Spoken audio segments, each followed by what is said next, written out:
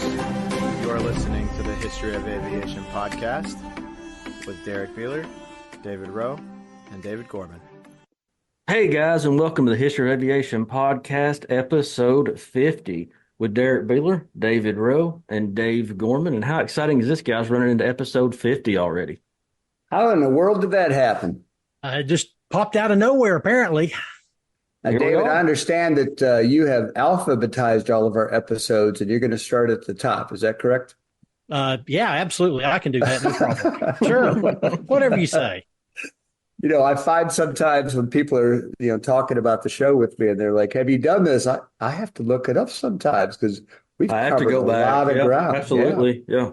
Covered a lot of ground. And, we had that lovely table dressing that David hooked us up with back in the fall last year when we went up to Morristown. Mm-hmm. And it listed all the planes that we need another one. We need a second one, I think, because we've doubled our output since then. Yes, we have. Absolutely.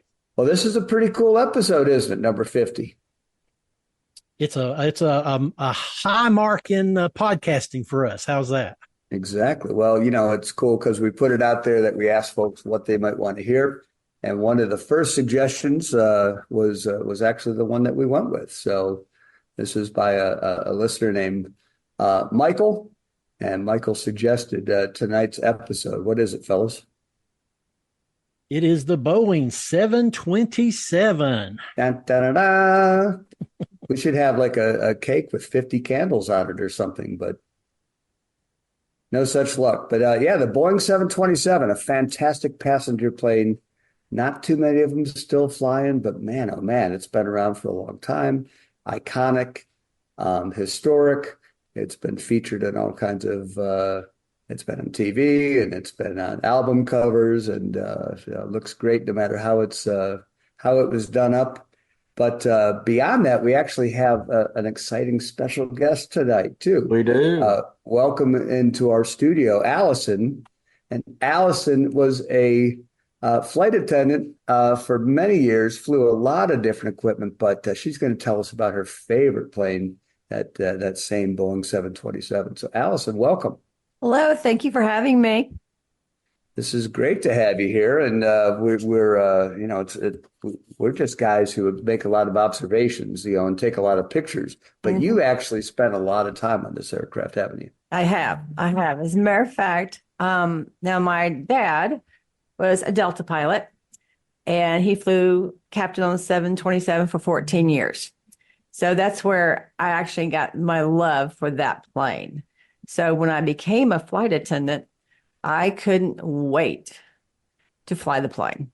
And I did from the time I hired on till they retired it, I had 6 years on it. And that's pretty much all I flew for 6 years.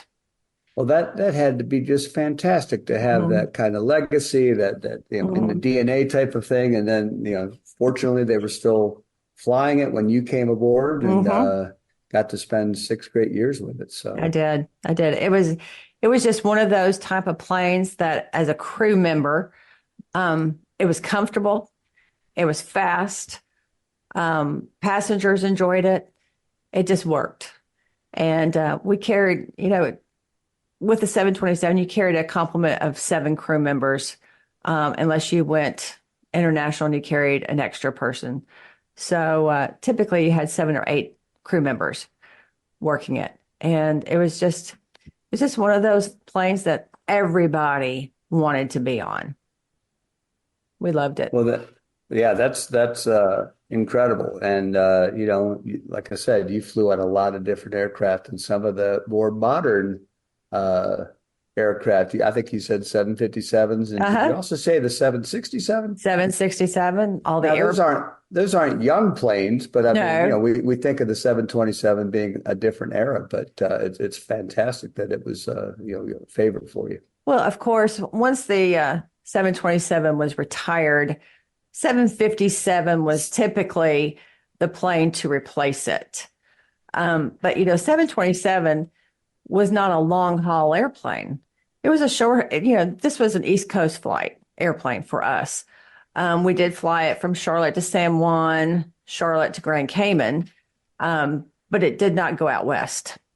It was, up and down the East Coast. So it's pretty much, I don't remember us really doing many flights over 3 hours in that plane. So, but one of the reasons we were able to take with U.S. Airways, that's who I was with when I retired. 727 was equipped with life rafts. So that was the only plane we could fly technically to San Juan and Grand Cayman was 727 until they brought on new planes that had life rafts. So one of the other things about is that aircraft. One of the things is you had to have 3 engines or more to go over the water. That's right. For any length of time. So that, those 2 factors are right there why you could do the over water travel. That's right. That's right. Now, an interesting thing about my career was I started out with Piedmont, and Piedmont got the DB Cooper 727. Oh, wow. And so it was painted with DB Cooper's name. So it was always a real thrill for us when we got to fly the DB Cooper 727. Oh my gosh. Yeah. Well, so they didn't hide from that legacy. They absolutely they made not. the most of it.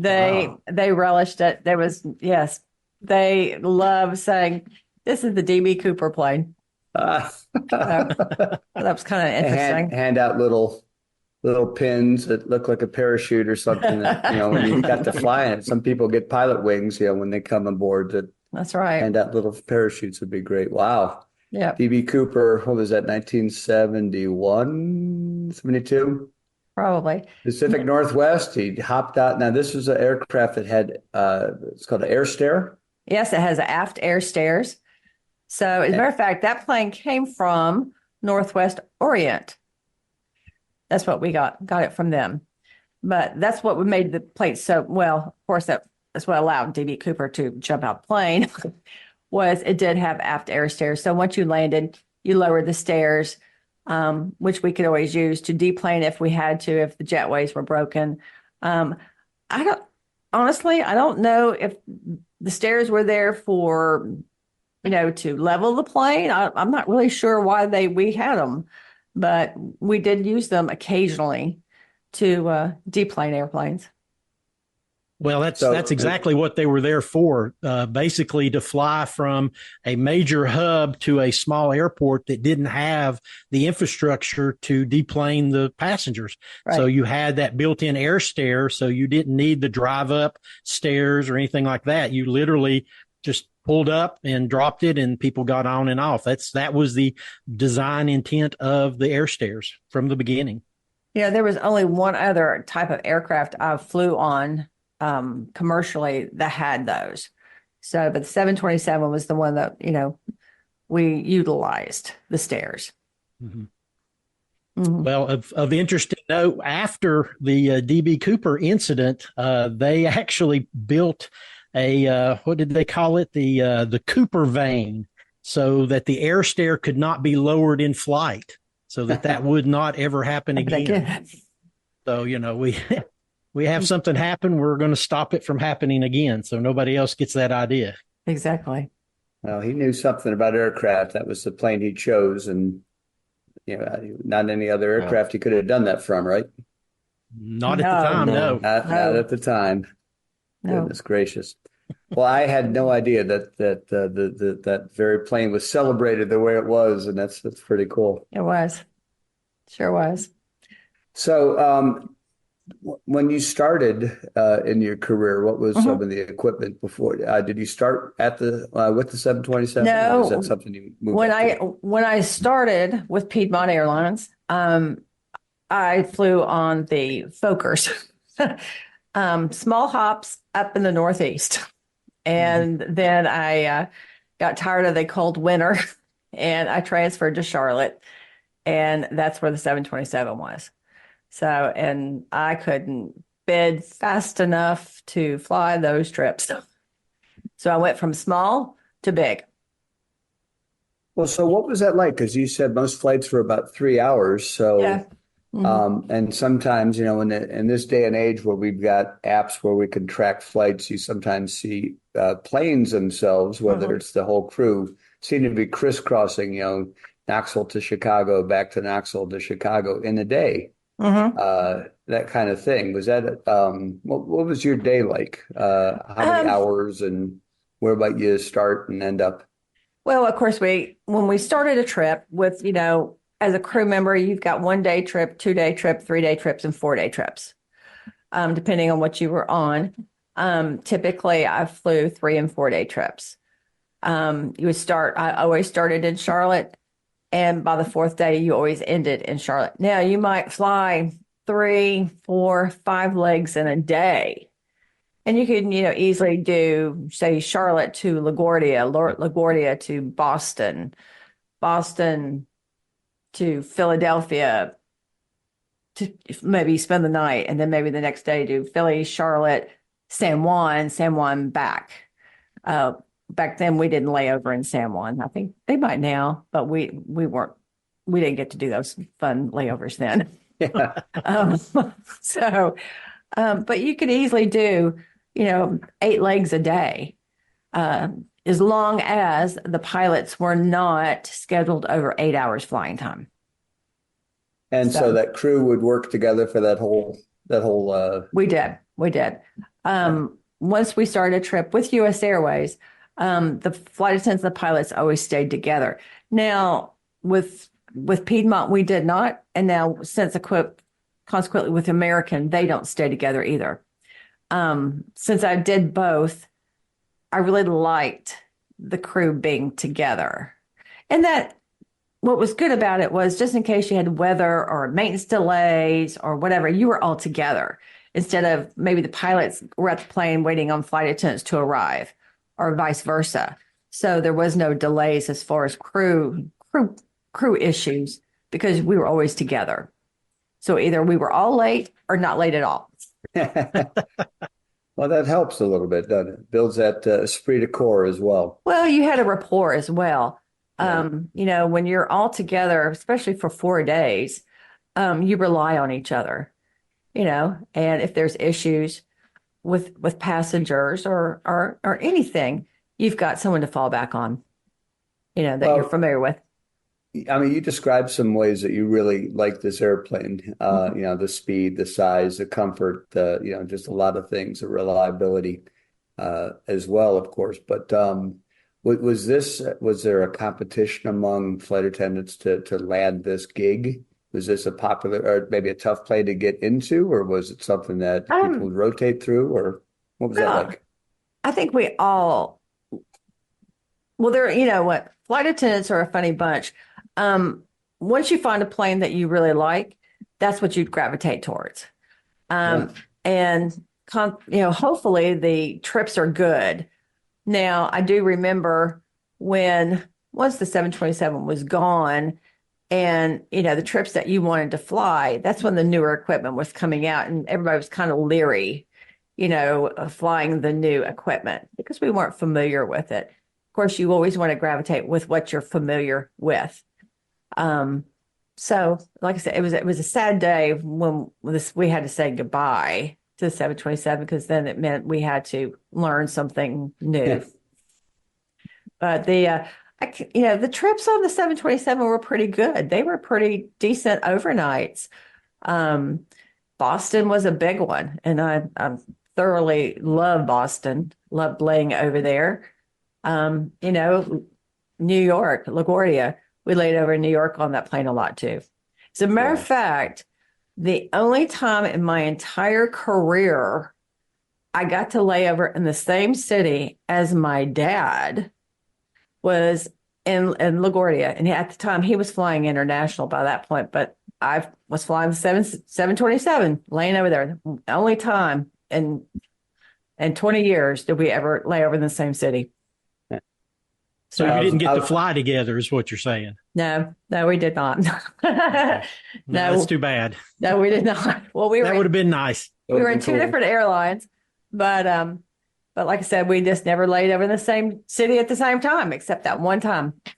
So, but it was definitely one of his favorite. It was his favorite airplane of all the planes he flew. It by far was his favorite as well from a pilot standpoint. I can't tell you much about the pilot standpoint, but he said it was just absolutely a jewel to fly. So. Well, I've seen photos of the cockpit, and it's all steam gauges. There's no electronics to it. It's all the old school style. So, I mean, he grew up learning all the dials. There were a lot of dials in that aircraft with those 3 engines. That's right. Well, also with the 727, you had 3 pilots as well up there. And that was really one of the issues, I think, consequently, why the plane was retired was for economics. You got new airplanes that didn't require as many crew members, number one, and it was just more economical. I think the reason the plane was retired was due to money. I know they had to be outfitted with hush kits, which was expensive. And, when you can only need 2 pilots instead of 3, that was money right there. So that was absolutely, and that's why, ultimately the plane went by the wayside. So, but it's a shame because it was truly, it was just a fun airplane. From a flight attendant standpoint, it was, I'm not going to say it was a great galley for flight attendants, but it was pretty close being really good. In the back of the 727, there was kind of it wasn't like a conversation area, but it was a separate area kind of in the back that had like 2 or 3 rows that kind of faced each other. So, people could go back there and could, converse or talk or, where it wasn't just crammed in there, which was nice. So it was more of a comfort airplane versus what we have today. Now, way back when DC-8 at one point had bench seating. And they're first class, which, they've gotten away from. But back, in those kind of planes, you had more of a conversation with with the passengers where it didn't feel like you were just, pushed in there like they are today. Yeah. Well, I would think that as a flight attendant, though, those types of things make a difference in how well you can not only do your job, but also enjoy your job. If the passengers are generally comfortable and generally absolutely happy and have, enough leg room. I'm 6'6". I do not fly well. Oh, no, you won't. So I'm a minimal complainer because I can't do anything about my height. But yeah, there are people who come in thinking it's like they're going to be in a hotel in the air. Their expectations are, pretty hard to meet. So was this a plane that was, because of its accommodations, was it fairly easy for you to be able to do your job? Yes. And keep people happy? Yeah. Very much so. Like I said, it was really easy from a flight attendant standpoint, how we got our carts out, how we were serving. Because typically, you had 2 flight attendants on a cart in the aisle, and then you had a flight attendant working from the back. So it went pretty quickly. It was very smooth. And if consequently somebody had to get up, we could move the carts easy, so they could go to the restroom or come back. It was no problem. So it worked out. It worked really good. Like I said, from flight attendant standpoint, it was really good. From a passenger standpoint, it was probably even better than what we have today. Well, this plane, Dave, I guess you would call it a second generation passenger jet, really, right after the 707 and the Boeing Comet was in service at that point. But this came out in the early 60s? 1972. Oh, shoot. I thought it came out even earlier than that. My goodness. Yes. Yeah. Okay. It was 72. It went into service in 1973 and was out of service by 1984. Good. So yes, it is a second generation aircraft. Or no, you're right. It is 62. I'm not 72, 62. Okay. Yeah. My mistake. But it was 22 years, basically. But I mean, and you guys listening, you can't see the pictures that we have behind us, but that's a sleek looking aircraft. It is a stylish built for speed, looking kind of plain. And so you think about the designs that this was replacing. There was a lot of forward thinking in terms of engine development and speed and comfort. You still had people flying on Connies across the country, and moving out of that kind of propliner passenger service. At least in some of the bigger cities and things like that. Props still served a lot of smaller places. But I was also interested in seeing that some of these planes operated in some pretty remote locations with some runway settings and airport settings that were pretty primitive compared to what you might expect. It landed in Alaska on a gravel runway regularly. Gravel runway. That's amazing. Yeah, it's totally amazing. One of the features is with the high set engines in the back, that kind of helped it protect it from, FOD getting into the engines.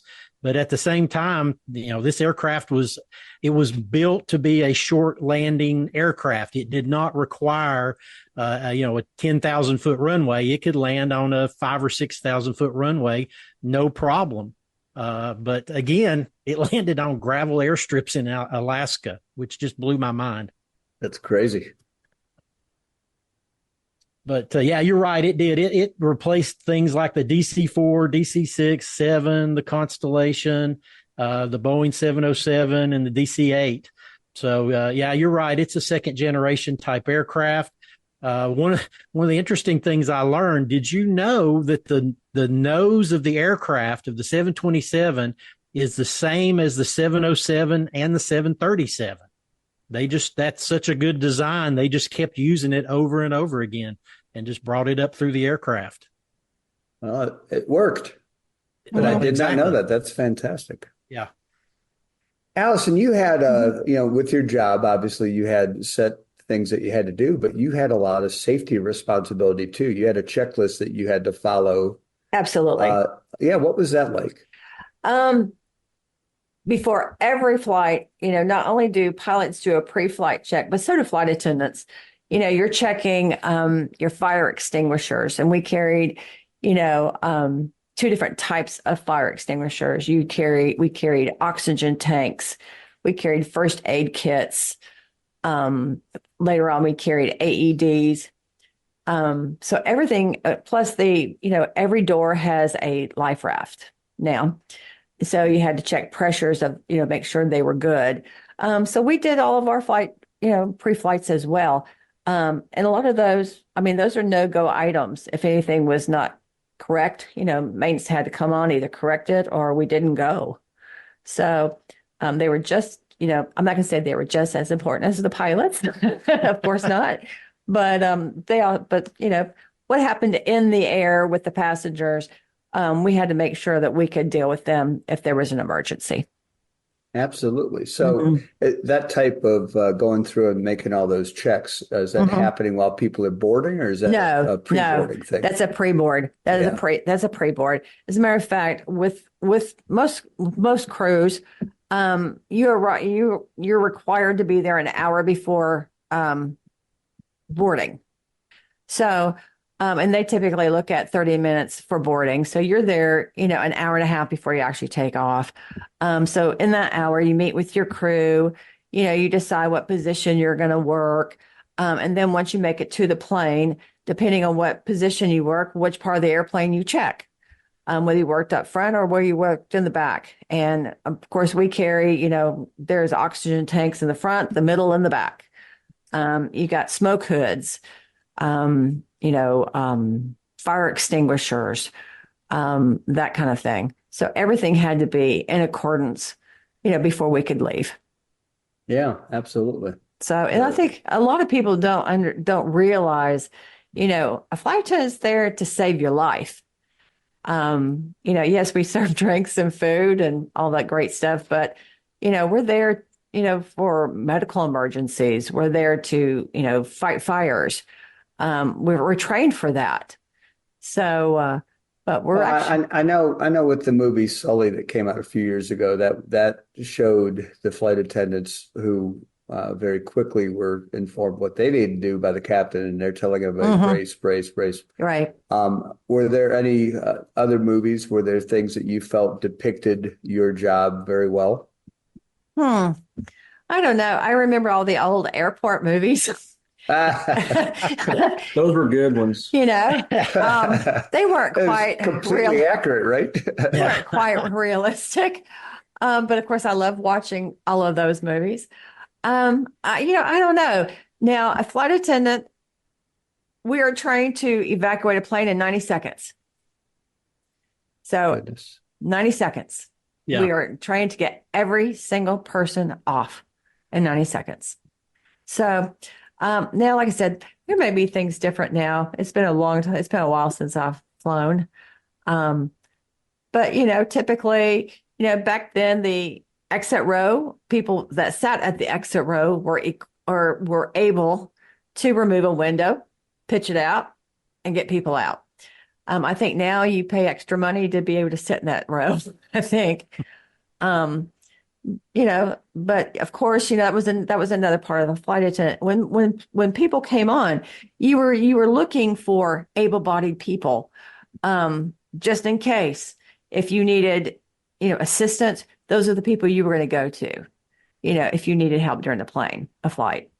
Of course, after 9/11, we started carrying air marshals. So, and that was, another facet that we dealt with on there. Everything, everything evolves with the airline business, and you just have to kind of evolve with it. Yeah, the equipment certainly has, and flight training and the professionalism and the expectations too. Oh, that's true. Air travel is not today what it was, 30 years ago. The planes weren't packed to capacity on every single flight. It was a luxury versus a mass transportation. Things have they totally changed.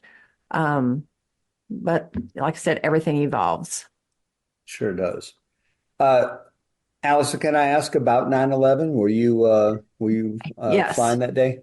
Well, actually, I was not flying that day, but that month I did have New York layovers, and I was due to go out the next day. As a matter of fact, though, I did work the very first flight back into LaGuardia from Charlotte once we were allowed to fly back in. As a matter of fact, when I got to the plane, we had 13 passengers. And I almost said, I don't think I want to go. Yeah. But luckily, it was very eerie. It was very quiet. Not one word was said the entire trip. But one of the passengers had a high-powered video camera. And all 13 of us and the 3 flight attendants, as he was filming, we were able to still see the smoke rising from the buildings. And we were able to see what he was saying. It was very eerie. I will say this, 9/11 changed everything. Everything about flying at that time. Up until that point, you had unruly passengers. You always would. You always will. But I would say for a good 2 years, we had complacent, very personable, fun passengers. Yeah. And then once again, everything evolves. It started going back to the way it was. 9/11 changed everything. Everything about the airline industry changed that day. I'll say this, airlines that were hurting financially, that was their out because of, the government started doling money. Was it a good thing or a bad thing? I don't know, because they all ended up, changing hands and merging and becoming different airlines. Yeah. But it was definitely, unfortunately, we viewed the passengers a little bit differently after that day. You were a little bit more cautious. Had to, yeah. People coming on board, leaving a package underneath the seat, and deplaning. Let me tell you what, we couldn't get off the planes fast enough to call somebody, come say, hey, there's something back here, and before, we would have never thought twice about it.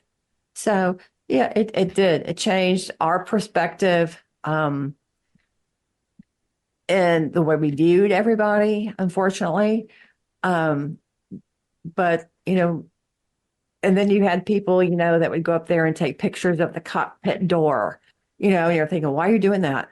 Go sit down, don't do that. When before it was I remember as a kid. Yeah, you could go up there. You could go up there and sit in the captain's seat. Absolutely. We would take children up there, and their mom would come up there and take pictures. Right. But after 9/11, let me tell you what, it wasn't even just a locked door. It was a bolted door. Yeah. That's a shame. I mean, we all love aviation and aircraft, and to see the weaponization and the way that changed how people viewed, flying as something that wasn't safe. And something that was dangerous and something to be suspicious of all the time. Absolutely. Now, here's something I don't think most people know. Nowadays, when you have three, on 727, we didn't have this issue because there were still 2 pilots up there. But nowadays, when you have a 2-pilot crew, when one needs to come out, get something to drink, go to the restroom, a flight attendant has to go up there. There has to be 2 people in the cockpit at all times. Right. Yep. Goodness. And a lot of times you would see flight attendants going into the cockpit. They're like, why are they going up there? Well, it's because there has to be 2 up there at all times. Mm-hmm. Well, if we bring this back to the 727, did you ever spend any flight time in the cockpit? Of course. Good. Of course, back then, we could, there was an extra jump seat up there. We could go up there, see the sights, maybe get away. If that passenger in 3B is killing me. I need a break. And that's kind of how it was. That's exactly how it was. It was different. We could go up there, and it was just a few minutes to get away. It's funny, just recently here, we were having the Northern Lights kind of thing going on, and I tried so desperately to see them, and I did not. But every time the pilots would call, oh, we can see the Northern Lights, hurry and get up here. Every time I would get up there, they were gone. Gone. And so I missed them again. But, it's funny when you're in the cockpit, you don't realize the concept. I remember one time I was taking lunch up there, and I was standing in the doorway and trying to hand off the trays when I saw another airplane. I thought it was coming right at us, and I dropped the food. And I fell to the ground. And I thought it was going to hit us. And they looked at me like, "Oh, what's wrong with you?" The plane is not even anywhere near us. But I had no concept. Right. It just scared me. And I never made that mistake again. But it just takes once. Only once. But it was a fun time. Everything about flying. Once it's in your blood, it never leaves. Very true. Very true. Well, so as a career, was this something that you would still recommend for folks? Absolutely. It's certainly not when I flew, it's not what it is today. But it's still a great career. I've seen the world. Which would I have been able to before? Maybe, I don't know. Not like I did. There's certain places I certainly miss not being able to go now. But yeah, I was able to see the world. I met a lot of wonderful people along the way, not just, employees, but crew, passengers, that left a mark on me. So I certainly would say, if you're wanting to live out of the suitcase and be gone a lot, it is a great career. Yeah, it is. That's cool. Did you have a favorite experience while you were flying? Favorite experience. I had a lot. when you have a good crew and you have great passengers, you know, I really enjoyed flying to Las Vegas because they were always really happy. Very happy people going out there. You know, Can't imagine why. you know, a lot of those. Those were great flights. You know, once later on in my career, when I flew to the Caribbean, people love going to the Caribbean. So did I. Even for that matter. For that matter, those were great. You know, during my career, I had a lot of medical emergencies though on my flight. A lot of emergency landings because of medical emergencies. Those kind of things people don't, you know, realize they happen, and they happen all the time. So you just have to kind of take the good with the bad. Sure. Well, when you get that many people in one space, that you know, there's always that one person who's sick, injured, or you know, just you know, the medical problem just pops up out of nowhere, and you've got to be prepared to deal with it. But that's part of your training. I mean, I'm right. sure you had a lot of medical training along the way. Absolutely, you do. And like, you know, and for a flight attendant, of course, you know, flight attendants are equipped, of course, they're trained in CPR. Now, when we got the AEDs on board, that took the place of CPR, basically. Also, the phones on the airplane, I don't think people realize those phones, all we had to do is basically touch a code, and we were dispatched to medical personnel. So they could walk us through if there was something we were not, you know, privy to really understanding. They were, you know, they could walk us through what we needed.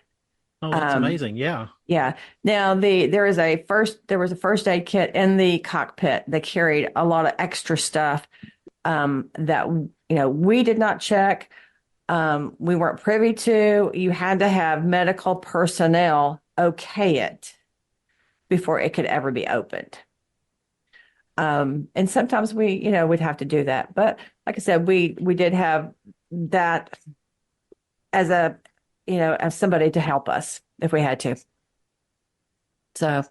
Well, that's good. That's reassuring to know that kind of, you know, capability is in the air. Absolutely. You know, when you don't have a doctor right there, you at least can speak to one pretty quickly.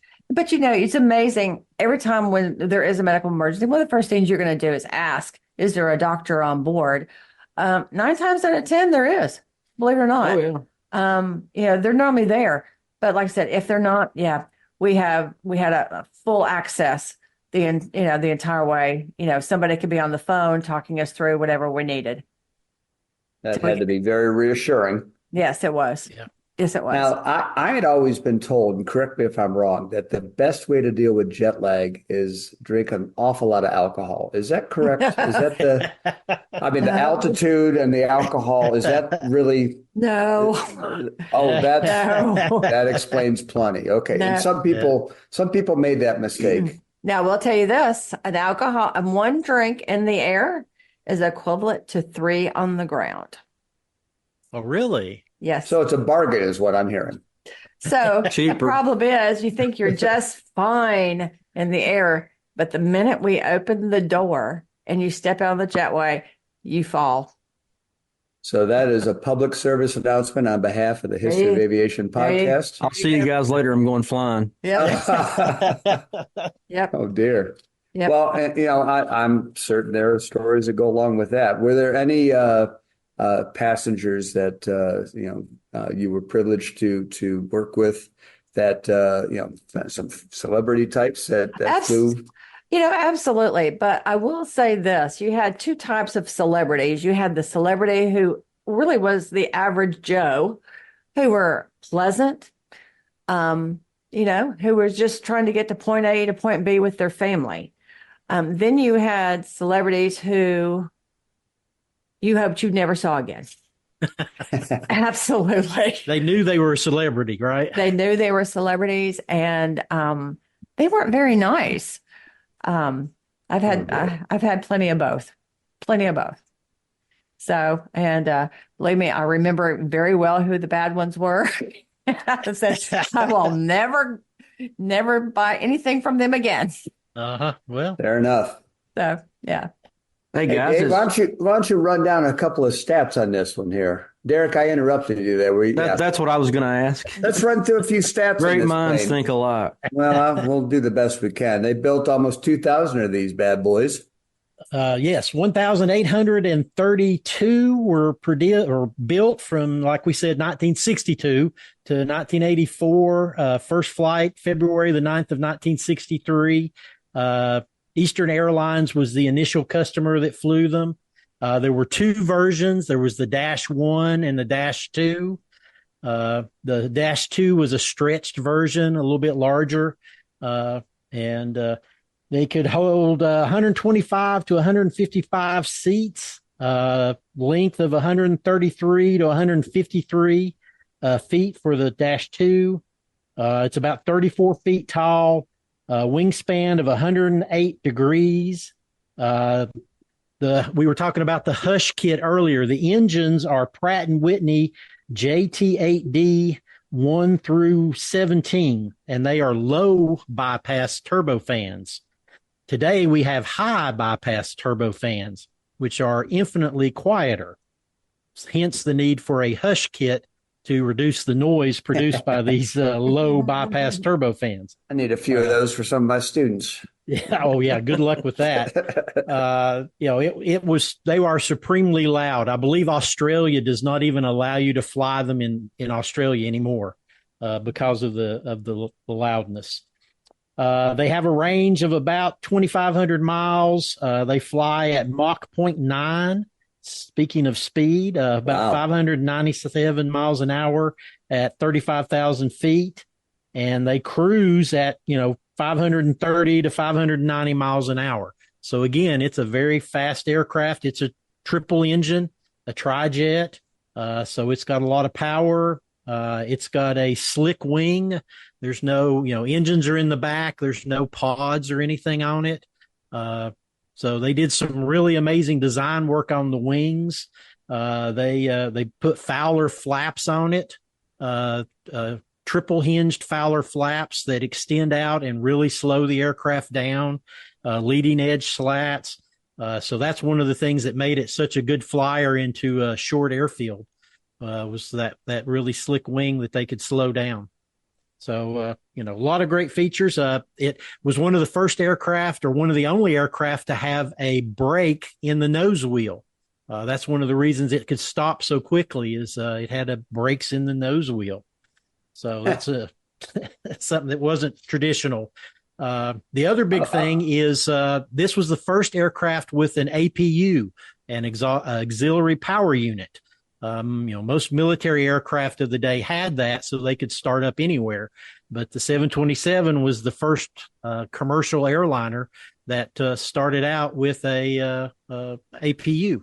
So that was, and they all have them today, but it was the first of the bunch. And that's how you get air on them. Exactly. Yeah. I bet you appreciate that a lot, didn't you? Absolutely. You knew when you were on a plane that didn't have one, I suppose. Sure did. Oh, man. So as we're talking about the 727 here today, guys, so we got a couple of shout outs. First off, to our listener that requested this aircraft.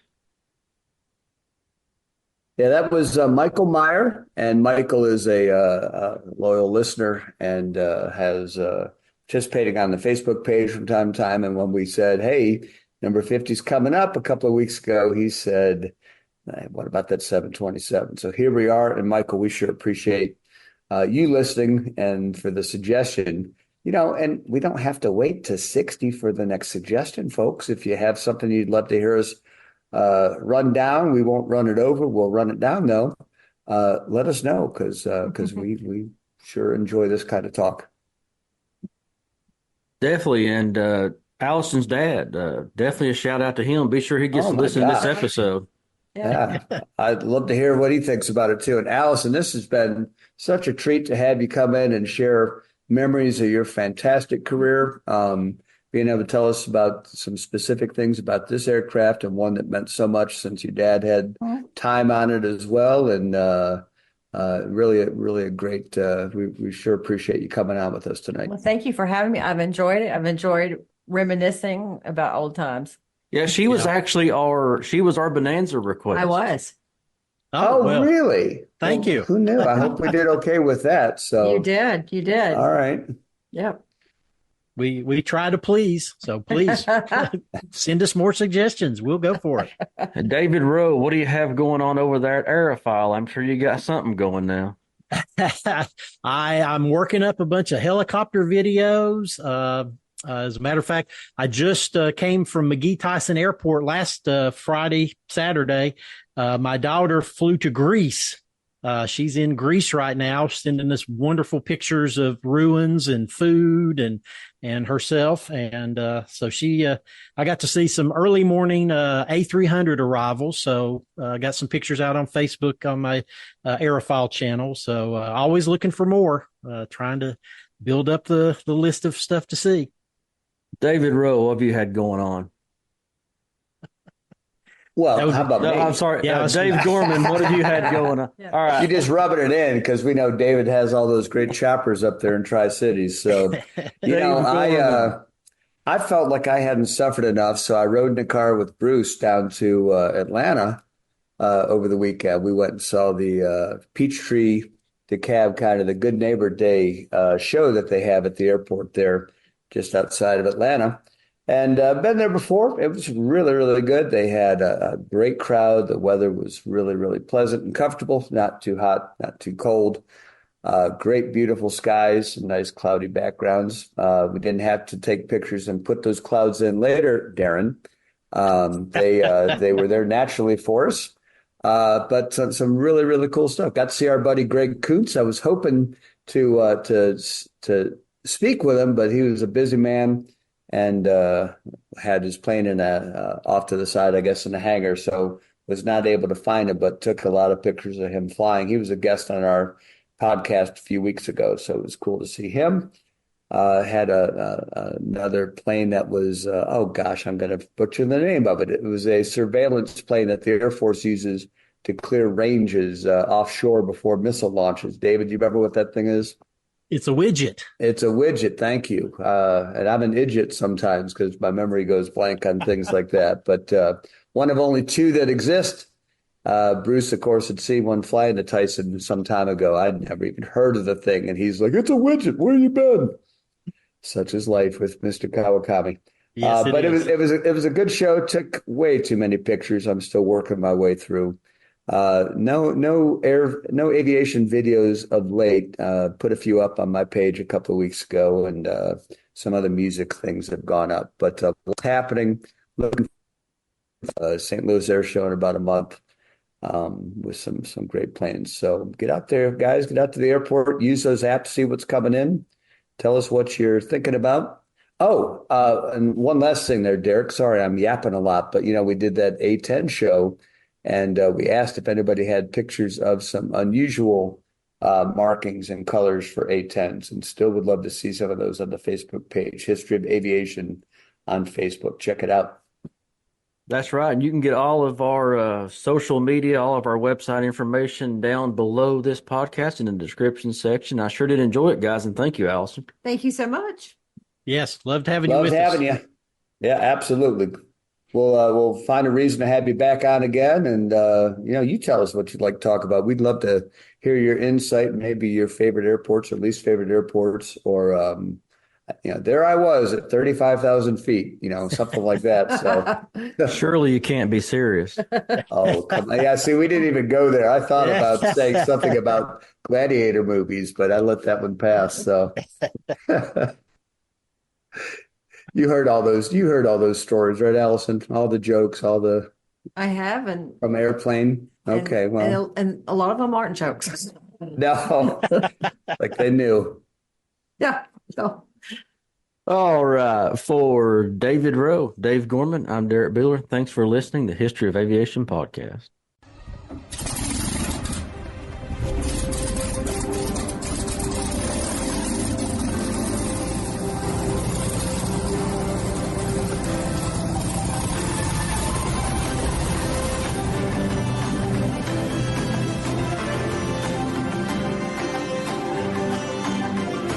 This is Joe Morse. You are listening to the History of Aviation podcast with Derrick Beeler, David Rowe, and David Gorman.